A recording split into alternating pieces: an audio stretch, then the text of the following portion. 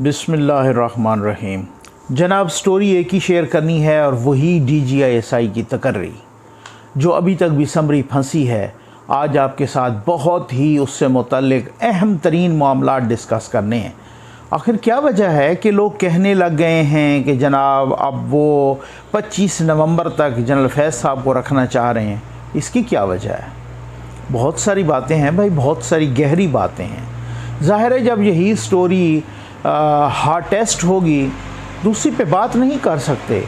अलबत्ता फ़ायदा भी बहुत ज़्यादा हो गया गवर्नमेंट को। देखें, महंगाई, पेट्रोल सुना है फिर कल महंगा हो रहा है और फिर जनाब जो है ना पूरी एक ओवरऑल एक लहर आएगी। IMF ने फिर कह दिया जनाब जिन पे सब्सिडी दी हुई थी वो सब्सिडी भी ख़त्म करें, जिन पर टैक्स की छूट थी वो टैक्स की छूट भी ख़त्म हो रही है। तो महंगाई पे तवज्जो नहीं जा रही, पेट्रोल पे तवज्जो नहीं जा रही, बिजली, गैस, सारी इन चीज़ों पे तवज्जो नहीं जा रही। चीनी कहाँ पहुँच गई इस पे तवज्जो नहीं जा रही। और तो और उस्मान बुज़दार साहब भी माशाअल्लाह 8 अरब रुपए का हवाई जहाज़ ख़रीदने जा रहे हैं हमारे टैक्स पे के पैसों पर, उस पर भी तवज्जो नहीं जा रही किसी की। और वो 12 करोड़ की बुलेट प्रूफ गाड़ी ख़रीदने जा रहे हैं, वही जो मासूम वज़ीर आला हैं, उस पर भी तवज्जो नहीं जा रही।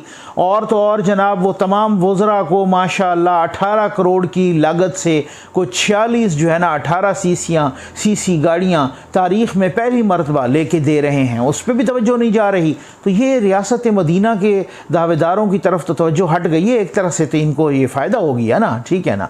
अब वो बात ये है कि पहले तो जनाब ये कहा गया, अब ये हालात हैं, आप ज़रा देख लें। मैं बताता हूँ कि वो उनको रखना क्यों चाहते हैं, क्या मामला क्या है, क्या सूरत हाल है। बहुत सारी अब तो बहुत सारी सूरत हाल जो है ना एक गंभीर सी होती जा रही है ना। कल पार्लिमानी कमेटी का इजलास हुआ PTI का, और ज़ाहिर कल पार्लियामेंट का इजलास भी था कौमी असम्बली का। तो पार्लिमानी कमेटी का उनका उससे पहले इजलास हुआ। पार्लिमानी कमेटी में जाते हुए या निकलते हुए किसी ने सहाफ़ी ने भी खान साहब से सवाल किया और इसी DGISI की तकर्री और समरी का रिलीज़ होना और क्या। तो ये ज़रा आप सुन ले खान साहब ने क्या कहा उसमें। कब खत्म होगा? DGISI कब तक नोटिफाई हो जाएगा सर? सर समरी पहुंच गई क्या? सर इंटरव्यू करेंगे। ये जनाब आपने सुन लिया खान साहब क्या कह रहे हैं। खान साहब ने कह का बुलंद कर दिया इसके जवाब में, मतलब कुछ नहीं बताना पसंद फरमाया। अलबत्ता कह रहे हैं कि पार्लिमानी कमेटी के इजलास में उन्होंने कहा है कि कुछ तकनीकी वजूहात की बिना पर वो चीज़ें जो है ना बस वो कुछ गलतियां थी कुछ तकनीकी और वो ठीक हो जाएंगी और अब जल्द अज जल्द ये मामला हल हो जाएगा। हमारे वज़ीर दिफ़ा साहब जो सुना था ना कि वज़ारत दिफ़ा के ज़रिए समरी आनी है, उस वज़ीर दिफ़ा साहब ने क्या सूरत हाल अख्तियार की और क्या उन्होंने जो है ना ये ज़रा उनका भी सुन लें कि जब उनसे रिपोर्टर ने सवाल किया इसी समरी से मुतल्लिक तो उन्होंने क्या फरमाया। खटक साहब आज हो जाएगा नोटिफिकेशन सर? खटक साहब सर आज हो जाएगा नोटिफिकेशन सर? ये जनाब आपने खुद सुन लिया। वज़ीर दिफ़ा साहब माशाअल्लाह उन्होंने ऐसा चुप का रोज़ा रखा। वो जैसे नहीं कहते कि भाई जो है ना इजहार भी मुश्किल है, कुछ कह भी नहीं सकते, ठीक है ना। अब जो है ना चुप रह भी नहीं सकते, ठीक है ना। तो इस हवाले से बहुत ही मुश्किल एक दरगाह बड़ी मुश्किल पड़ गई है। अच्छा खैर, उसके बाद जनाब फवाद चौधरी साहब जब आए बाहर उन्होंने ट्वीट भी की और फिर को गुफ्तगू भी की। उन्होंने कहा जनाब मामला बस सुलझ जाएगा, बस वो सारे का सारा मामला जो है ना सुलझ जाएगा और ये बस मुशावरत भी मुकम्मल हो गई है और जनाब वो प्रोसेस शुरू हो गई है। पता नहीं अब वो प्रोसेस कहाँ तक पहुँचा और कैसे शुरू हुआ। असल में मसला ये है कि वो जो पुट्ठी निकाल बैठे हैं ना, अरे पुट्ठी कट दी थी, ठीक है ना। वो जो पुट्ठी निकाल बैठे हैं आमिर डोगर साहब, या शायद वो सीधी निकाल बैठे हैं किसी के कहने पर। ये तो बड़ी बातें होती हैं ना अंदर की। तो जनाब उन्होंने जो कह दिया ना, अब उनसे भी एक्सप्लेनेशन कॉल हो रही है कि जनरल फैज़ साहब को यहाँ पे वो रखना चाह रहे हैं। ठीक है ना।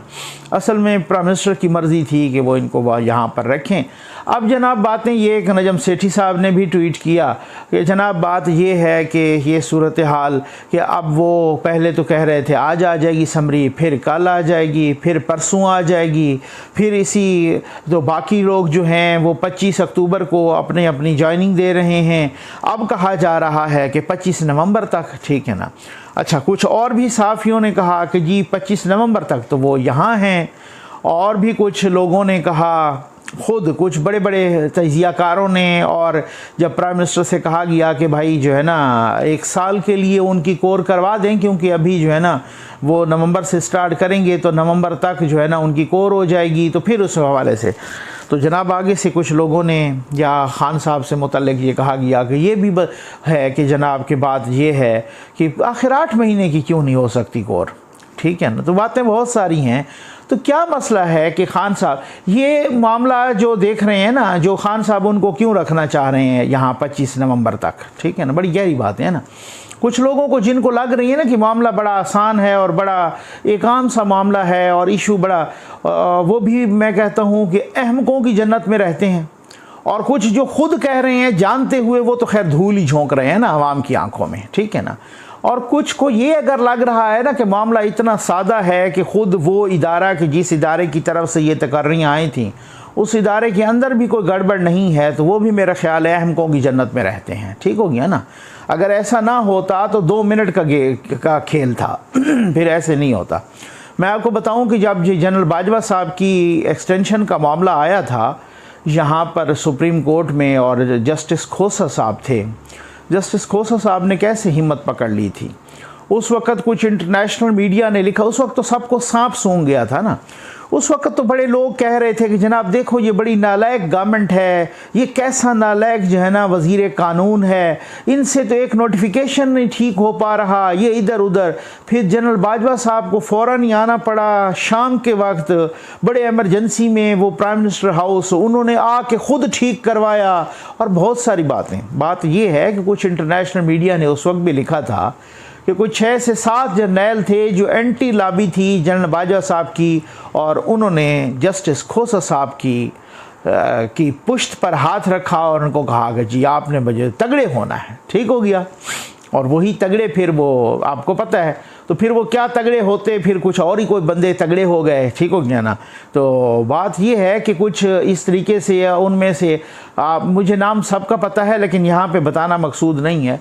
अलबत्ता एक जर्नैल साहब तो बहुत ही मशहूर हुए, वो जनरल सरफराज सत्तार साहब, जिनको बहुत सारी अपना ज़राए ने बताते रहे, उसके बारे में बहुत सारी ख़बरें हमें पता भी है कि वो किस तरीके से नज़रबंद भी रहे, किस तरीके से उनके, मुझे बहुत सारे लोगों ने बताया जो कोई उनके बहुत ज़्यादा करीब थे, कि किस तरीके से वो नज़रबंद रहे, और किस तरीके, हालांकि वो जनरल बाजवा साहब के बाद सीनियर मोस्ट थे, यहाँ तक कि वो जनरल नदीम रज़ा साहब से भी सीनियर थे, ठीक है ना।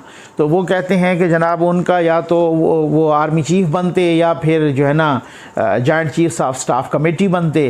तो खैर वो जनाब उनका वो नज़रबंद रहे, और तो और उनके बेटे ने कहते हैं कि एग्ज़ाम भी नहीं दे उनके बेटे को देने दिया, और उनका बेटा एग्ज़ाम भी नहीं दे सका, इतनी सख्त नज़रबंदी थी। तो खैर बात ये होती है कि बाकी भी कुछ लोग अब तो रिटायर हो गए हैं, उनमें से अक्सर कोई एक आध हैं। तो बहरहाल अब जो 2022 तक बाजवा साहब ने रिटायर होना है, तब तक 20 जर्नैलों ने तकरीबन अफेक्ट हो जाना है या रिटायर हो जाना है या उस तरीके से। तो जिन्होंने अफेक्ट हो जाना, तो फिर आप ख़ुद बताएं कि उन 20 में से कम 2 तो ऐसे भी होते कि जी वो अगर बिलफ़र्ज़ होते तो वो फिर जो है ना यहाँ से कोई आर्मी चीफ़ बनता, कोई जो है ना chairman joint chief of staff committee बनता। अब उनके रिटायर होने के बाद तो टोटली जो सीनियरिटी लिस्ट है वो भी डिफरेंट हो जाएगी, ठीक हो गया ना। उस सीनियरिटी लिस्ट के मुताबिक जनरल फैज़ साहब का 4था नंबर है। तो अब बात ये है कि अब मामलात यहाँ पे वो क्यों उनको 25 नवंबर तक रोकना चाह रहे हैं। अब भी यही मामला इतना सादा नहीं है मेरे भाई। अब बहुत सारे लोग तो जो कह रहे हैं ना, अब वो बात ये है कि जी कल हो जाएगी या परसों हो जाएगी या 2 दिन में हो जाएगी, वो तो देखा जाएगा कब होती है। लेकिन अब ख़ुद जनरल फैज़ साहब भी डिस्प्यूटेड हो गए हैं, ठीक है ना। और ख़ान साहब का तो ख़ुद बहुत सारे तजियाकार कह भी रहे हैं कि भाई ये बात तो लिख रखो ना, कि सवाल ही पैदा नहीं होता था कि 2023 से 2028 वाले जो ख्वाब देख रहे थे, अब एक ओवरऑल एक डिसीजन हो चुका है कि भाई 2023 से 2018 से 2022 या 23 यहाँ तक का तो मामला ठीक है, ये फर्स्ट और लास्ट टाइम है। इससे आनवर्ड जो है ना वो बहुत ही मुश्किल हो जाएगा, बल्कि नामुमकिन हो जाएगा। ये इसी वजह से ये रिजेंटमेंट और ये इसी वजह से जो चीखें बुलंद हो रही हैं और इस वजह से जो वो कैथारसिस हो रहा है और इस वजह से जो गुस्सा है, उसकी एक वजह ये है कि आगे फर्दर इक़्तिदार को दमाम बख्शता हुआ वो नज़र नहीं आ रहा। और वो उनको क्यों रखना चाह रहे हैं? सिर्फ़ और सिर्फ इस वजह से कि जनाब, पहली बात तो ये है कि अभी आप अगर ओवरऑल तमाम जनरलों में उनका नंबर देखें तो वो तकरीबन को सर्विंग जनरल्स में 3 स्टार जनरल्स भी हैं उसमें, तो सर्विंग जनरल्स में तो वो उनका 14वां नंबर बन रहा है जनरल फैज़ साहब का। और ज़ाहिर है फिर जब वो 2022 में बाकी रिटायर हो गए तो वो चौथे नंबर पे आ जाएंगे, तो उनका 14वां नंबर बन रहा है। अक्टूबर 2021 में यानी इसी महीने को 3-4 जर्नल रिटायर होंगे तो उनका नामा 10वां नंबर बन जाएगा। जी हाँ, ठीक हो गया ना। और आपको मालूम है फिर उनको 25 नवंबर तक रखने की क्या लॉजिक है भाई? वो ये है कि आपने किस तरीके से कौन कौन से मुबैना तौर पर केसेस को मैनिपुलेट करना है, किस तरीके से अपोजिशन के ऊपर जो है ना पैर रखना है, किस तरीके से मरियम नवाज़ साहबा को सबक पढ़ाना है, किस तरीके से क्या क्या करना है और किस तरीके से अपनी पोजीशन कंसोलिडेट करनी है, किस तरीके से राब्ते में रहना है इस दौरान, और किस तरीके से मैंने आपको बोला था ना कि मुझे बहुत ही अंदर की खबर रखने वालों की जो कोर कमांडर होता है, आपको पता है कि कोर का एक तो बात यह है कि हर कोर बराबर नहीं होती, और दूसरी बात अगर बराबर हो भी सही तो कोर कमांडर्स की तो बहुत हद तक वो जो है ना मॉनिटरिंग होती है, उसमें तो इंटेलिजेंस मॉनिटरिंग होती है, उनकी कॉल्स की, उनका निकलना, उनका चलना, उनकी मूवमेंट, उनकी कॉल्स, उनके सब कुछ, एवरीथिंग एल्स, ठीक है ना, उस सब की बड़ी मॉनिटरिंग होती है और बड़ी स्ट्रिक्ट मॉनिटरिंग होती है। और उस मॉनिटरिंग के दौरान तो फिर आपको पता है बहुत कुछ ही, और ये नहीं है कि आप वहाँ से उठ के आएँ तो प्राइम मिनिस्टर हाउस में बैठें और वहाँ प्राइम मिनिस्टर हाउस में से उठ के जाएँ तो कहीं और बैठें, ये नहीं हो सकता, इस तरीके से नहीं हो सकता, वो बहुत उस वक्त मुश्किल हो जाता होता है। तो बात ये है कि ये सारी सूरत हाल जो है ना बहुत ही एक अजीबो गरीब सी सूरत हाल अख्तियार कर लेती है। तो अब वो मामला तो ये है ना कि आज जैसे नजम सेठी साहब ने भी लिखा कि जनाब बात ये है कि बाजवा साहब को भी लोग कह रहे हैं कि एक्सटेंशन चाहिए। बातें ऐसे तो नहीं होती, और कहते हैं कि ये दोनों सूरतों में अगर उनको कोई साल की, कुछ की, 3 साल की, 1 साल की एक्सटेंशन अगर इमरान खान साहब से भी मिलती है तो फैज़ साहब फिर भी गए, ठीक हो गया ना, क्योंकि उन्होंने तो अप्रैल 2023 में वैसे रिटायर हो जाना है ना। और अगर उनको वहाँ से नहीं मिलती और वो अपने आप को दूसरी तरफ अलाइन करते हैं और 2022 में इलेक्शन हो जाते हैं और वो इलेक्शन हो के कोई और आ जाता है और फिर उनको एक्सटेंशन मिल जाती है या कोई और आ जाता है तो तब भी गए। तो ये बड़ी चीज़ें लोगों की स्टेक पे लगी हुई हैं, इतना आम मसला नहीं है। और अब भी कोई कहे, जैसे कल फवाद चौधरी साहब ने अपने ट्वीट में भी ये इशारा किया है कि वो कोई लॉबी या कुछ लोग जो ये मामला ख़राब करना चाह रहे थे वो पर जल रहे हैं उनके, वो उन लोगों के नाम नहीं लेना चाह रहे, ठीक हो गया ना। ये आप ट्वीट आपके सामने है, आप ज़रा देख सकते हैं, इसमें भी चेक करें कि यहाँ पर वो जो है ना, मतलब मैं आपको कहूँ कि आप कैसे आप कहें कि वो कौन सी लॉबी है और किस तरीके। तो ये बात इतनी आसान नहीं है कि खान साहब ने तो एग्री कर लिया था और फिर उसके बाद किसी ने अगर कंधे पे हाथ रखा है या पुश्त पे हाथ रखा है। आप देखते हैं कि बहुत सारे लोग चुप बैठे हैं। हम तो आप तक वीडियो पहुंचा रहे हैं ना, और हम तो इस तरीके से, हमारे तो कोई नहीं, हम तो अल्लाह, हम तो खुदा कहते हैं खुदावंद करीम खैर करे, इस कौम की खैर हो, इस मुल्क की खैर हो। कहाँ स्टॉक एक्सचेंज भी इसी तरह से गैर यकीनी की कैफियत में नीचे नीचे जा रही है, पेट्रोल ऊपर जा रहा है, महंगाई ऊपर जा रही है, एक अफरा तफरी की सी कैफियत है। जाहिर है जब इस तरीके से वो कहते हैं ना हाथियों की लड़ाई में तो बहुत सारा नुकसान हो जाता है ना, घास का ही नुकसान होना है ना, ठीक है। तो अब इस तरीके से अगर वो घास तो आवाम हैं बेचारे, तो उनका तो नुकसान हो रहा है डेफिनेटली। एक गैर यकीनी की कैफियत ऐसे हो कि मुल्क का चीफ एग्जीक्यूटिव, प्राइम मिनिस्टर और मुल्क का सिपह सलार जनाब चीफ ऑफ आर्मी स्टाफ, वो इस तरीके से उनके कोई माने या ना माने, कोई वैसे कहता रहे कि जनाब हमारे बड़ी आइडियल ताल्लुकात हैं। ये कल वो गरीदा फ़ारूकी साहब वाली बात है कि जब ये कहा जाए ना कि जी हमारे तो बड़े आइडियल ताल्लुकात हैं, और वो बयान आए भी वज़ीर आज़म की तरफ थे और वो बयान चले ARY पर, तो फिर आप ख़ुद समझदार हैं इससे क्या मुराद है। तो बात बिल्कुल वही है कि अगर कोई कहे कि जनाब हमारे बड़े आइडियल और ये बार बार जब कहना पड़ जाए कि हमारे बड़े आइडियल ताल्लुकात हैं तो इसमें गड़बड़ होती है। अब देखते हैं कि समरी किस हद तक प्रोलॉन्ग होती है और फिर उसके बाद इदारा क्या करता है, क्योंकि इसमें बहुत सारी चीज़ें हैं ना कि जब उनका प्रोलॉन्ग होना तो उन्होंने बहुत कुछ, उनको भी पता है कि किस तरीके से उन्होंने जाल बुनना है इन दिनों में और अपना और उनको भी पता है कि किस तरीके से वो अपने आईनी और कानूनी ऑप्शन भी इस्तेमाल कर रहे हैं। और इन आईनी और कानूनी ऑप्शंस में भी बहुत सारी चीज़ें हैं। ये इजलास बुलाया गया तो यहाँ पर भी लोगों को बहुत सारी अपनी स्पेकुलेशंस कर रहे हैं, लोग अपने एक तरीके से जो है ना डाउट कर रहे हैं और शक कर रहे हैं ये क्या पहले क्यों बुलाया गया शेड्यूल से अब उसमें कौमी असम्बली का। इसी तरीके से बहुत सारी चीज़ें हैं कि अब क्या होता है कि वो समरी जो आई है, या अब उस समरी से मुतल्लिक भी हम आपको अगली वीडियो में बहुत अहम बातें बताएंगे।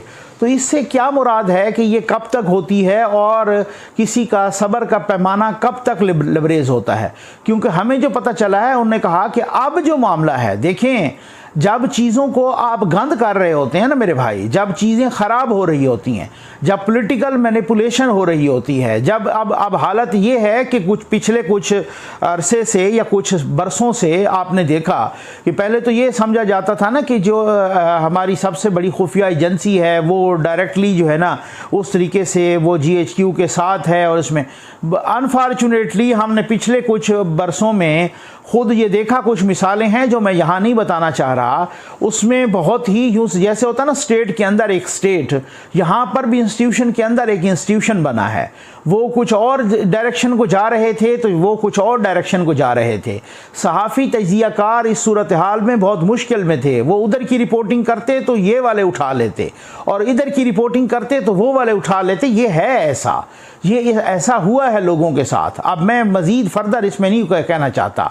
ये एक बहुत इनकी एक तरह से टकराव की सूरत हाल रही है तो मुबैना तौर पे। लेकिन अब मसला ये है कि ये जो और उसकी वजह थी कि बहुत सारी सियासी इंजीनियरिंग करना, एक पॉलिटिकल इंजीनियरिंग करना, और इस इदारे पर जिस तरीके से उंगलियां उठी और जो तनकीद हुई उस तनकीद को बचाने के लिए और उस चीज़ को पाक करने के लिए और उस सारी चीज़ों को इससे रिमूव करने के लिए ये नई अपॉइंटमेंट्स की गई, ये नए तकर्रियाँ की गई और DG ISI के तौर पे जनरल नदीम अंजुम साहब की तकर्री की गई। अब वो तकर्री फंस गई और जिस तरीके से भी वो तकर्री, और हर 10 मिनट के बाद वज़ीर आज़म साहब को कोई न कोई पुठा मशवरा दे रहा है। अब कल भी कह रहे हैं कि एक मीटिंग में जनाब एक MNA साहब ने कह दिया कि प्राइम मिनिस्टर साहब आप डट जाएँ सिविलियन सुप्रीमेसी पर, तो वो सिविलियन सुप्रीमेसी पर हम आपके साथ हैं, तो वो चुप कर गए। और बाकी जो लोग बैठे थे तो वो बड़े घूर रहे थे उनके कि भाई डट जाना, तो फिर आपको पता नहीं बहुत सारे और भी डटे थे पे क्या हशर हुआ था। तो यहाँ पर बड़ी एक मसाइल हैं और वो बार बार धमकियाँ तो लगा रहे हैं कि जनाब हज़रत उमर रज़ी अल्लाह ताला अन्हु ने अपने सिपह सलार हज़रत खालिद बिन वलीद को भी फारिग कर दिया था। तो अब इस तरीके से जो है ना लोगों ने समझ लिया। लेकिन अब बहुत सारे लोग ये कह रहे हैं कि इस फारिग कराने में जिनका नंबर जो अपनी उम्मीदें लगा के बैठे हैं उन्होंने रोके हुए है कि भाई अल्लाह का नाम ने ख्याल करें, ये गलती ना करना, अदरवाइज़ अभी तो मैं कहीं 16वें नंबर पे या 17वें नंबर पे हूँ। अगर ये साहब अभी जाते हैं तो फिर बड़े मसाइल पैदा हो जाएंगे। 16वें 17वें नंबर वाले को आपको उठा के लाना बड़ी प्रॉब्लम हो जाएगी। एक बीच में से इतने सारे लोगों को सुपरसीड करना बड़ा मसला हो जाएगा। तो ये बातें बड़ी अहम हैं और बहुत ही जो है ना यूँ समझ लें कि अहम तरीन हैं। अब इसमें क्या होता है आजकल की जो सूरत हाल और जो गैर यकीनी किसी, अब इसमें ये उम्मीद करना कि मीडिया चुप रहे, इसमें ये उम्मीद करना कि प्रिंट मीडिया ना लिखे, इसमें ये उम्मीद करना कि यूट्यूबर्स ना बोलें, वीलॉग ना करें, ये बड़ा सोशल मीडिया पे कुछ ना आए, ये मैं समझता हूँ बहुत ही अहमकों की जन्नत में रहने के मुतरादिफ है। ये कैसे हो सकता है? आप इंसाफ से बताएं कि मुल्क का यानी चीफ एग्जीक्यूटिव जो गवर्नमेंट का हेड होता है, प्राइम मिनिस्टर ऑफ पाकिस्तान, उसमें और टसल चली हो आर्मी चीफ में। अब अगर हम तो ये एहतियात कर रहे हैं ना कि जनाब कि ये प्राइम मिनिस्टर और आर्मी चीफ, पहले तो ये कहा जाता था ना कि नवाज शरीफ साहब ने एक बात कर दी आर्मी चीफ पे तो कहा कि जनाब नहीं, ये इन्होंने तो इदारे पे कर ली। उन्होंने कर दी जनरल अफेयर्स पे तो उन्होंने कहा कि नहीं, इन्होंने पूरे इदारे, वो हज़ार वजाहतें दे चुके कि हमारा इदारों से कोई टसल नहीं है, हमारे इदारों के अंदर कुछ किरदारों से टसल है और उन पे हम तनकीद कर रहे हैं। लेकिन मालशिया पालशिया बैठ के तो वो जनाब कहते कि जनाब नहीं, ये तो इदारों पे। तो आज अगर फार्मूला अपनाया जाए तो फिर गवर्नमेंट का हेड है प्राइम मिनिस्टर और पाक फ़ौज का हेड है जनाब अपना बरी फ़ौज के आर्मी चीफ जनाब जनरल बाजवा साहब। तो क्या हम ये फिर नहीं कह सकते कि गवर्नमेंट में और पाक फ़ौज में बराह रास्त टसल है? क्या ये कहना नहीं, अब ये इतनी आम सी और सादा सी बात ये नहीं है। ये मैं आपको बताऊं ना कि कोई कहे कि कोई, आप बहुत सारे जनाब मालशिया पालशिया चुप बैठे हैं, वो इस इंतज़ार में हैं कि ऊँट किस करवट बैठता है, इधर बैठता है उधर, और वही जो मौका परस्त होते हैं, ठीक हो गया ना, वही जो इब्नुल वक्त होते हैं, वो इब्नुल वक्त फिर इधर भी कूदेंगे और अगर इस करवट बैठा तो फिर इधर कूदेंगे, ठीक हो गया ना। वो फिर वही इब्नुल वक्त होते हैं, वही लोग कि जो देखते हैं कि जनाब हवाओं का किधर रुख है उधर दौड़ पड़ते हैं। आओ ना, हिम्मत करो ना ज़रा, इस तरीके से हमारी तरह दुआ भी करो कि अल्लाह ताला इस क्राइसिस को ख़त्म करे, क्योंकि इस क्राइसिस के ज़ुमरे में, अल्लाह माफ़ करे, इस क्राइसिस के तनाजुर में पाकिस्तान की इकानमी तबाह हो रही है, पाकिस्तान का रुपया तबाह हो रहा है, पाकिस्तान की स्टॉक एक्सचेंज तबाह हो रही है, और इस के तनाजुर में जो इंटरनेशनल कम्युनिटी के बहुत सारी चीज़ें वो रुकी हुई हैं। इस तनाजुर में पता नहीं क्या क्या रुका हुआ है, इसमें बहुत सारी चीज़ें, हो सकता है हम आपके साथ जब ये डेवलपमेंट कुछ एक तरफ बैठ जाए तो तब उसके आपके साथ और भी कोई बहुत ही क्रिटिकल चीज़ें शेयर करें, ये डेफिनेटली। और इस तरीके से एक कोशिश होती है कि इंतहाई मुहतात अंदाज में आप तक चीज़ें भी पहुंचाई जाएं और ज़राए से जिनसे बात करें वो अंदर की स्टोरी भी पहुंचाई जाए। कोई कहे कि ये स्टेलमेट नहीं है तो ये स्टेलमेट है, कोई कहे कि पहले इस तरह से तय नहीं हुआ था, तो भाई तय हुआ था। बाद में जिन लोगों ने कंधे पे हाथ रखा ना प्राइम मिनिस्टर के, वो भी मुबैना तौर पे जो ज़राए बता रहे हैं, ऐसे नहीं है कि वो नालायक जनाब हम कहते थे हुकूमत और नालायक वज़ीर कानून और ये वो, और इस तरीके से जब वो मुबैना तौर पे हम ये कहते थे, उस वक्त एक नोटिफिकेशन नहीं हो रहा था, वो ये मामला नहीं था। उस वक्त भी कुछ लोगों के कंधे पे हाथ थे, अब भी कुछ लोगों के कंधे पे हाथ हैं। तो क्या वजह है कि 25 नवंबर तक वो रखना चाह रहे हैं पुराने DGISI जनरल फैज़ साहब को, वो कह रहे हैं कि इधर रहे, उसकी क्या वजह है? कुछ तो है ना वजूहात ना, तो कुछ और ये वजूहात भी आपके साथ डिस्कस ज़रूर करेंगे। उम्मीद है आपको वीडियो पसंद आई होगी। आपका बहुत बहुत शुक्रिया।